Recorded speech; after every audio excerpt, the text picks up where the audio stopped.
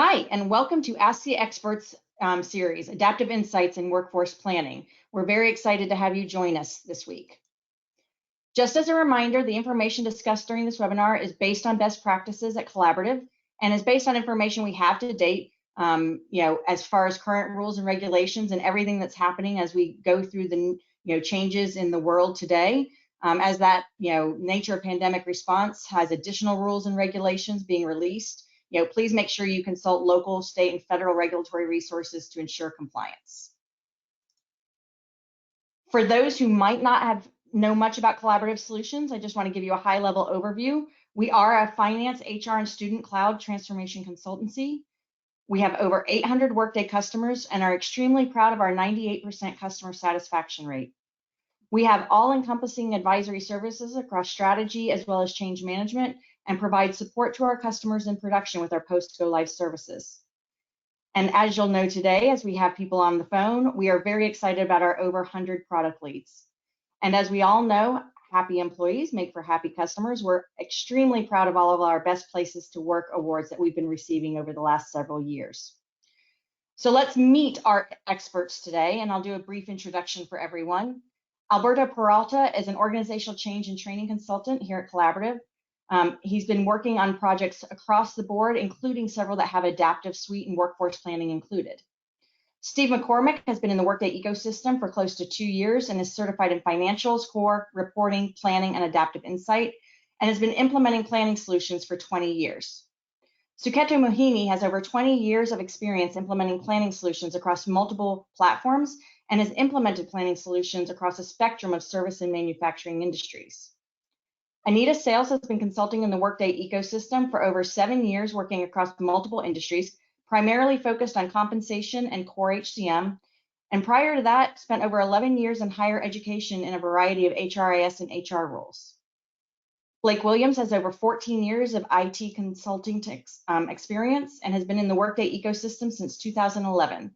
He holds multiple Workday certifications and has vast experience in large implementations and global transformations. And finally, Jackie Smith is a senior consultant in our HCM practice with over 10 years experience. She specializes in Workday compensation and talent management and serves as a compensation product lead. She led and supported several high-profile Workday implementations across various industries in more than 70 countries. And with that, we'll go ahead and get started. We'll talk a bit about adaptive insight and workforce planning and the questions that we've been hearing from our customers, from the industry out there as things are changing right now. As well as think about how strategy, organizational change, and training can be supported and support your workforce planning initiatives. And then we'll open it up for audience Q&A. As a reminder, please utilize the questions functionality within the GoToWebinar, and we'll be reviewing that. And I will unmute you based on your questions so that we can be sure we can answer them. And with that, we'll go ahead and get started on what we've been hearing. So one huge area that we've heard a lot about is obviously the need to reskill employees. And one of the questions is, as our business is changing as a result of COVID, we need to look at reskilling. How do we identify who to reskill? There's also the impacts of remote workers. If we more fully embrace remote work and remove location as a consideration for hiring, what impact does that have on our workforce plan? We're also hearing questions about critical employees. We've identified critical roles and critical employees as part of our COVID response. How can we use that data in our workforce planning process going forward? There's also a lot of organizations that are replanning as a result of COVID. So there's questions we've heard about. We've had to make changes to our compensation plans based on needing to retain essential employees. Can we replan our 2020 costs and headcount plans? Location planning has also come up, both from a what city are you located in, as well as space planning at an individual basis. So one question we've had is, we've now proven we can work remotely. How do we use adaptive to identify strategic locations to keep open, and what cost savings we could have based on reducing our on-site footprint? And not surprisingly, we still have a lot of organizations who love Excel. So the question is, when we have organizations that love Excel, how do they use all that jumble of individual leader Excel spreadsheets and combine that into a cohesive plan? And can they get that detail into adaptive insights? There are changes to service delivery model, and workforce planning can help you. One of the questions we've heard is, we're looking to restructure our service delivery model based on our employees' needs to create a better worker experience. How can we use the information in our workforce plan to help us determine what our new structure should be? Change management, COVID has identified a need for us to have more tailored messages to our associates. Can you tell me how we can leverage our workforce plan to help drive change management and communications to our employees? And finally, related to the skills question that we heard about earlier, we've heard a lot about training and reskilling our workforce, but we don't know where to start. How do you leverage your workforce plan to help develop a training and development plan? So again, as a reminder, if you have any questions, please use the question functionality within GoToWebinar, and I'll give everybody a second to see what comes up. And if you can, please let us know if you're in production or in implementation and what functionality you're deploying.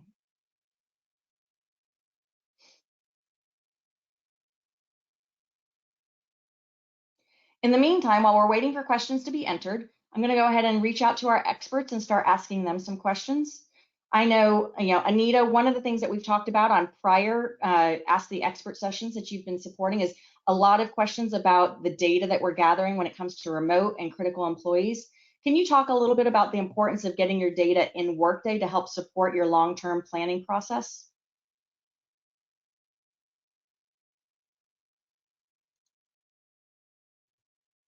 I think, Anita, you might be on mute. There we go. I think data quality is going to be a real concern going forwards as well. One of the things that you're going to have to evaluate is how your workplace environment is going to change and how you're going to manage your employees. We're kind of in an in-between state right now. Businesses are starting to open back up, but we still have the shadow of COVID-19 restrictions to deal with.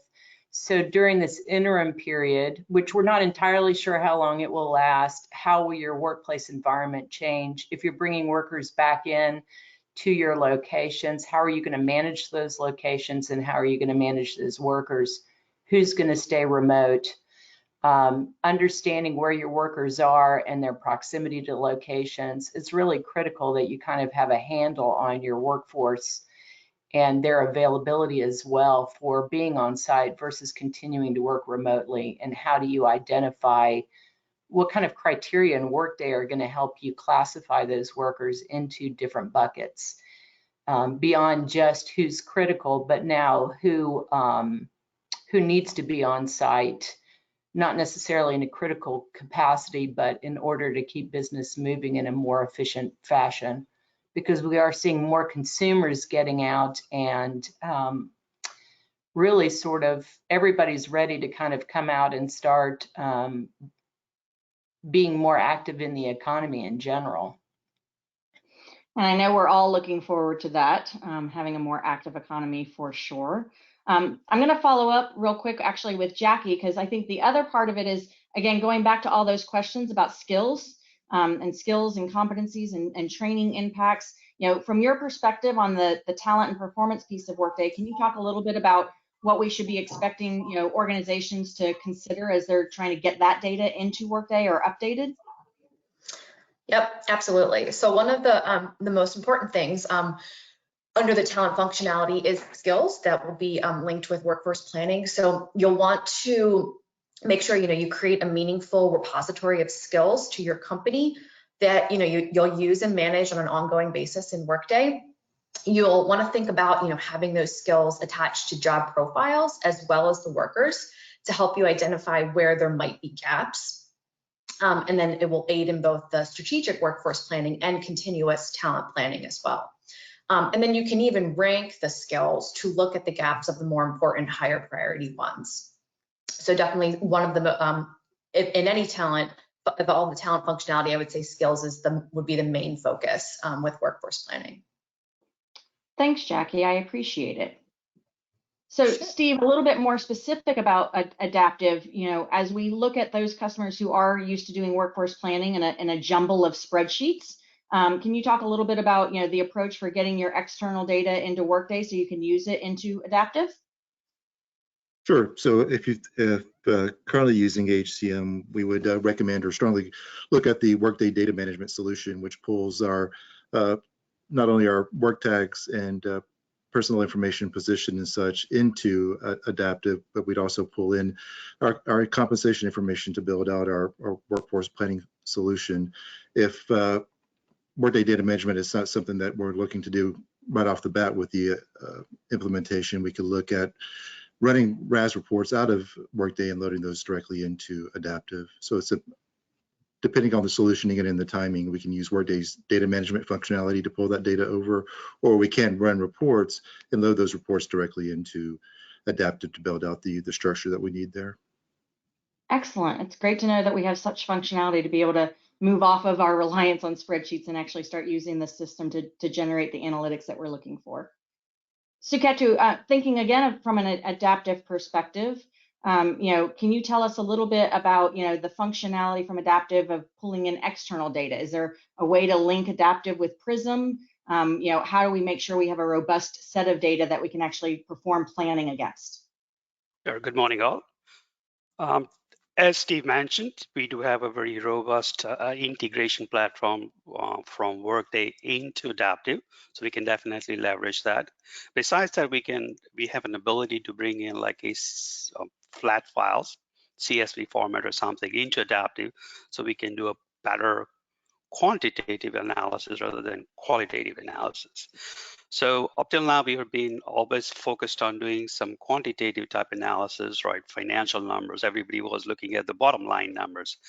Now, with this kind of COVID thing, we need to put more emphasis on people, their ability, their skill sets, and their locations, and all the other different job requirements that comes with it.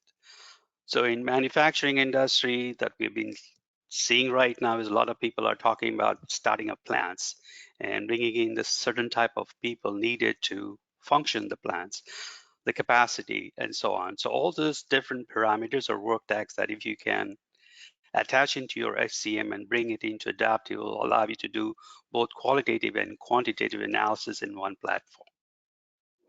I think that's excellent for us to know. It's both the qualitative as well as quantitative. And Suketu, I think you and I talked earlier, and based on the questions we've been getting about replanning, that's really one of the benefits of adaptive insights, correct? Is that you can actually use it to continue your reforecasting efforts as things change. That is correct, yeah. Adaptive has a very robust reforecasting functionality, and to set up a new forecast, it doesn't take too long. In fact, most of our FP&A folks are able to do that themselves rather than any IT intervention. So it takes them relatively quick to set up a new forecast and do their what if analysis. And they're not limited to one or two, but they can create like a 10 or 15 what if analysis scenarios if they wanted to.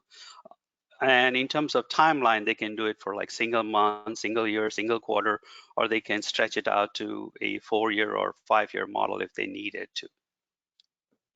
I think I look forward with most of our customers and prospects out there to get to a point where we feel like we can start planning for 4 and 5 years out. I think everybody's so focused on trying to plan for the recovery. It's good to know that the product will help support us from a monthly, quarterly, annually, and further and beyond. So thank you very much for that, Suketu.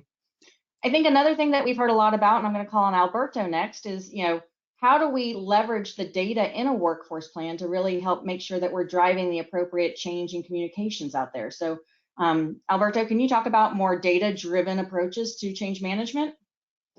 Hi, absolutely, and good morning, everyone. This question is not uncommon when I've spoken with a few leaders in regards to how they can effectively leverage adaptive. They're looking to do a few things. The first is to basically use quantitative data to inform how they craft these strategies.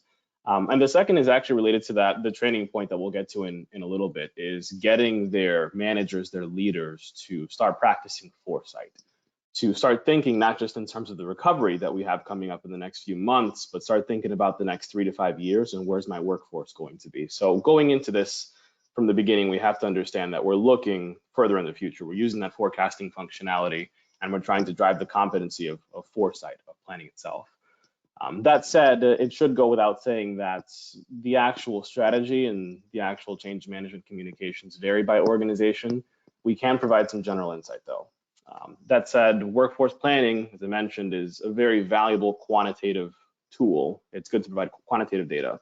What we can do with that is couple that with some of the qualitative analyses that change management provides, the training sector and Collaborative provides as well. We can leverage some of those tools to provide us a qualitative analysis and couple that together with the numbers that we have. With those two components in mind, we can build a better picture of what needs to be addressed, where it needs to be addressed, how to address it, and most importantly, at what time. Getting back to that forecasting functionality, the forecasting competency, we want to know when we should expect to hit these roadblocks in terms of our employees' development or overall our department's development, our organization's development, and start to target, okay, we need to hit these communications. I'm expecting a year out from now, after people have understood this is the change that's coming up. And you can inform that because you have an accurate view of not just the numbers, but how people are behaving through that qualitative analysis.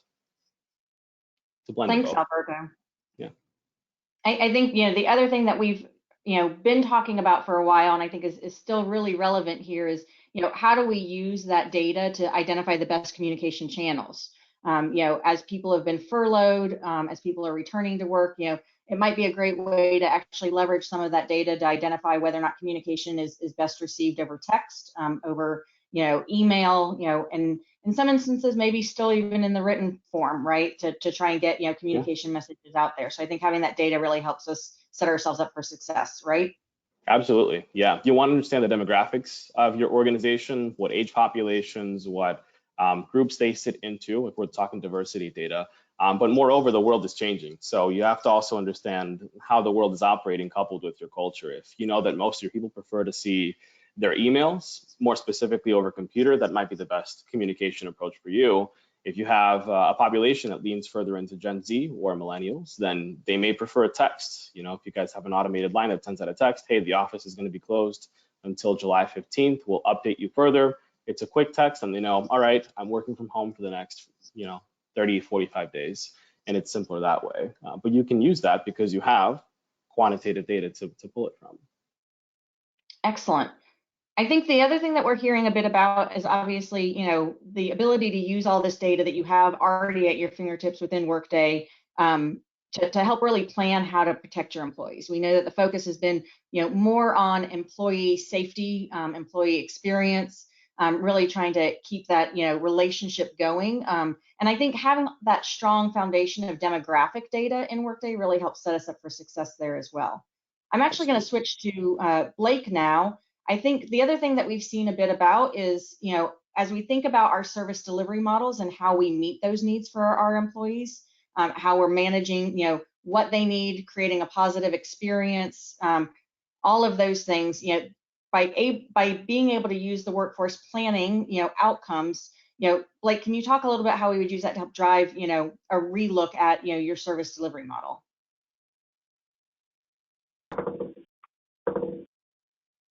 Yeah, sure thing. So when we think about our service delivery model, we think about, especially in the new world we're living in now, where these folks actually sit, right? And what tasks they're doing for us now, where the approvals happen, where the initiation happens, where do people call for support when they need help from anything from IT to HR to payroll, right, from an employee or managerial perspective, right? A lot of times when we go into defining our service delivery model, we have an idea and an approach and a strategy on whether we're going to be centralizing where these folks will actually sit. And so our data model and our security model is built to support that. And so now that is our requirements of where these folks are needing to change, our security model and our service delivery model is also changing as well. So we think about how are we going to facilitate a scenario where our folks can still do the tasks that they need to, where they can still get the support that they want, but do that from wherever they are, right? From whether they're at home, to make sure they can still access the data and who can access the data and from where. And that gets down to, what data points are going to be required to set up a security model and access and authentication policies to ensure that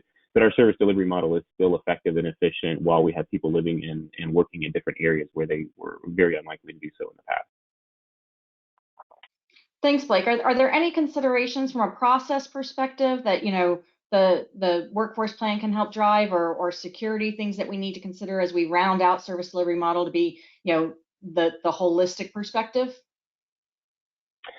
So, when we think about some of these, skills from a process perspective, right? Where do those skills sit? Where are they going? From a security perspective, we think about what machine they're using to access this data, right? What location, what network are they coming from? What roles and user-based security groups do they have to complete those tasks?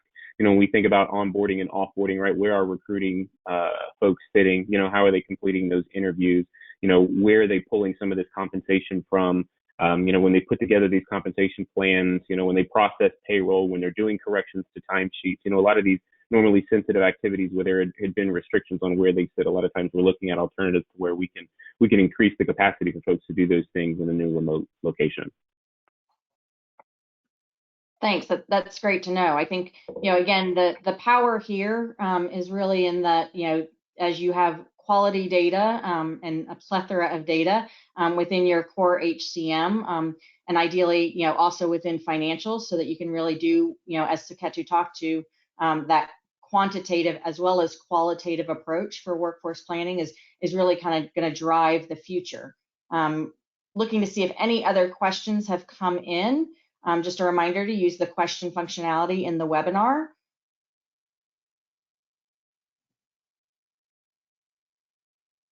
I'm going to ask you guys a question as you're participating in the webinar then. I'd love to know, how many people, are thinking about their workforce planning or redoing workforce planning as a result of COVID out there. Is anybody actively working on this right now?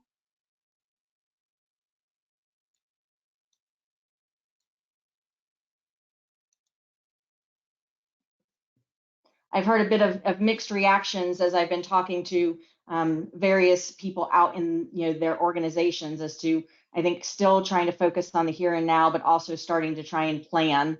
I think some of the more unique things that I've heard from a space planning perspective have been things such as, how many people are we going to allow in elevators at a certain time? Are there HVAC considerations that need to be thought of from an airflow perspective?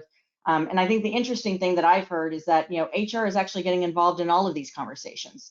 So for those who have seen some of the posts out on LinkedIn, this is really the opportunity for HR to, help us recover and have a strong voice in this. And we're getting pulled into a lot more information sharing and decision making in our organizations.